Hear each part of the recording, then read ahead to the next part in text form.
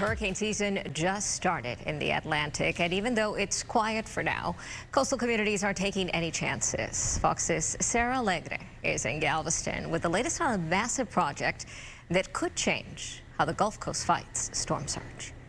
I want you to imagine a 25-foot levee, so a wall basically standing in between the impacts of a hurricane and the communities here.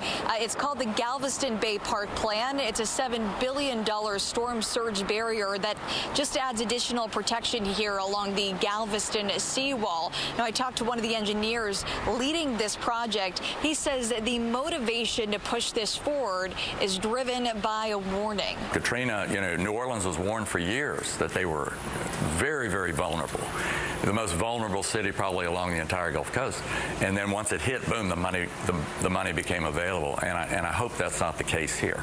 I hope that we plan for and begin to think about all of these very large storms. The Galveston Bay Park Plan could cut back on storm surge in a major hurricane. We're talking Cat 4, Cat 5, mainly by stacking a 25-foot levee tall enough to handle big waves and rising sea levels, not just storm surge. The levee would be in the middle of the bay and would also come with gates so ships can get in and out safely.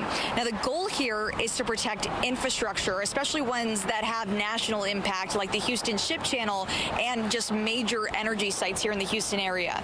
If Houston and the Ship Channel are hit with a direct storm with no protection, it will be the worst environmental disaster in the history of the United States. Super economic disaster because, again, we're the main center of energy for the United States. The local plan would work alongside a federal project already in the works called the Coastal Spine. This came from Hurricane Ike back in 2008 when that Cat 2 storm brought the highest surge Galveston had seen in a century. Because of its multi-billion-dollar price tag, it would take place and be built out over the next 10 years or so in phases with the help of state and federal partnerships.